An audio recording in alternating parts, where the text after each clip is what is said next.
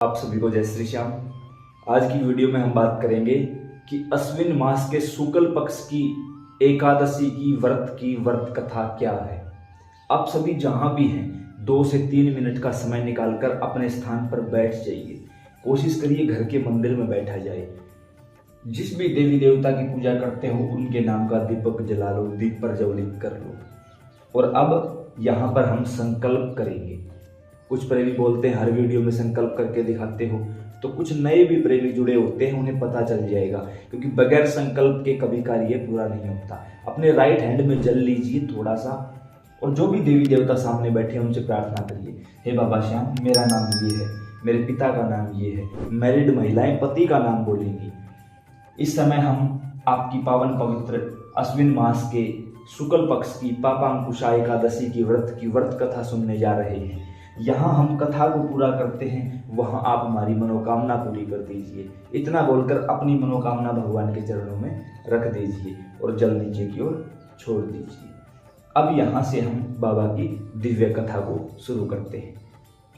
एक समय श्री युधिष्ठिर महाराज के मन में ये जिज्ञासा उत्पन्न हुई कि सामने श्री नारायण बैठे हैं, तो क्यों ना उनसे कुछ वार्तालाप कर लिया जाए। तब उन्होंने भगवान श्री कृष्ण से पूछा कि ठाकुर जी ये बताइए कि अश्विन मास के शुक्ल पक्ष की एकादशी का क्या नाम है, क्या माहात्म्य है, क्या फल मिलता है। तब श्री नारायण भगवान के श्री मुख से जो वाणी उच्चारण हुई वही हम आपको अपने टूटे फूटे शब्दों में कहने की कोशिश करेंगे। श्री नारायण भगवान ने कहा कि हे महाराज युधिष्ठिर, अश्विन मास के शुक्ल पक्ष की एकादशी को पापांकुशा एकादशी कहा जाता है, अर्थात पापों पर अंकुश लगाने वाली एकादशी, समस्त पापों को एक ही रात में हर लेने वाली एकादशी। इसका जो व्रत करता है वो समस्त पापों से मुक्त होकर श्री विष्णु भगवान के वैकुंठ धाम को प्रस्थान कर जाता है। एक समय में विंध्य पर्वत पर क्रोध नाम का एक बहेलिया रहा करता था, जिसकी आदतें गंदी थी, आचरण बहुत ही खराब था। मदिरा सेवन करना, वेश्यन करना, जानवरों को मार के उनको बेचना, उनको खाना, यही उसका नियम था। चलते चलते एक समय ऐसा आया कि उसकी जीवन अवधि समाप्त होने वाली थी। हुआ कुछ ऐसा कि यमदूतों ने आकर उसको एक दिन पहले ही बता दिया कि कल हम तुम्हें लेने आएंगे, कल तुम्हारी जीवन अवधि पूरी हो रही है। और यहाँ संतों ने भी बताया है, भय भी न होई न प्रीत, भय के बगैर भगवान में कभी प्रीति नहीं होती। स्वयं प्रभु श्री राम ने भी अपने मुख से इसी वाणी का उच्चारण किया है। अब वो भयभीत हो गया कि कल तो मेरे जीवन का अंत हो जाएगा, और फिर उसे याद आने लगा कि मैंने तो अपने जीवन में एक भी अच्छा काम नहीं किया है, अब मैं क्या करूं, कहां जाऊं। ऐसे सोचते सोचते चलता जा रहा था। रास्ते में उन्हें श्री अंगिरा ऋषि जी का आश्रम दिखाई दिया। आज से पहले वो कभी नहीं गए संतों के पास, आज पहली बार गए, जाके प्रणाम किया, रो पड़े। अब संत तो ठहरे संत, संत को तो किसी में दोष दिखाई ही नहीं देता। संत ने पूछा कि क्या हुआ।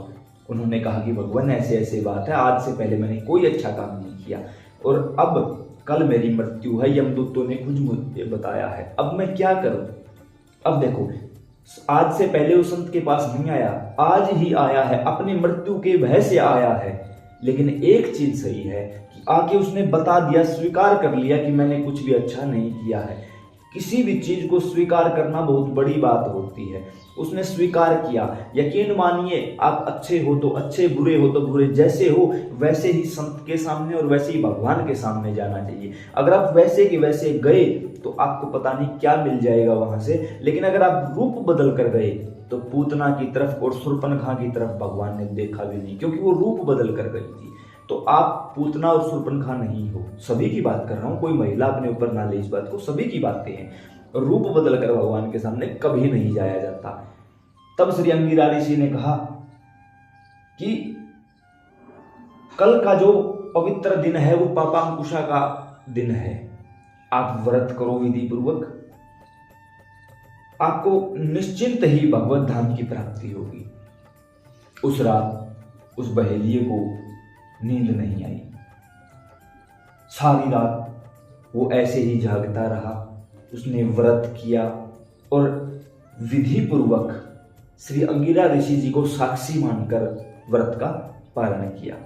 जब उसकी मृत्यु का समय आया यमदूत वहां पहुंचे तो देखा पहले ही देवदूत वहां खड़े थे, क्योंकि उम्र पूरी हो चुकी थी। अब कोई ये ना कहे कि भगवान का भजन करने वाला मरता नहीं, नहीं, ऐसा कुछ भी नहीं होता। विधाता के द्वारा लिखी गई उम्र पूरी होने पर हम सबको जाना ही पड़ेगा। लेकिन देखा कि वहां पहले से ही देवदूत खड़े हैं। उन्होंने यमदूतों से कहा कि अब ये जीव मुक्त हो चुका है पापा अंकुशा एकादशी के व्रत के प्रभाव से।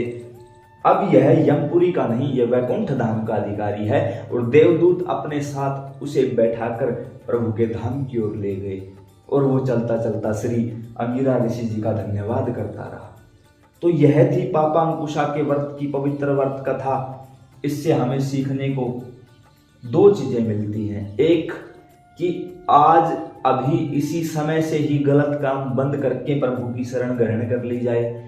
दूसरा, जब भी संत और भगवान के सामने जाएंगे तो कोई चेहरा लगाकर नहीं जाएंगे, अपने आप को छिपा कर नहीं जाएंगे, जैसे हो वैसे जाओ। अरे संत तो वो है जिसकी समदृष्टि है, जिसे कभी दोष दिखाई ही नहीं देता, तो निश्चिंत तौर पर कल्याण होगा।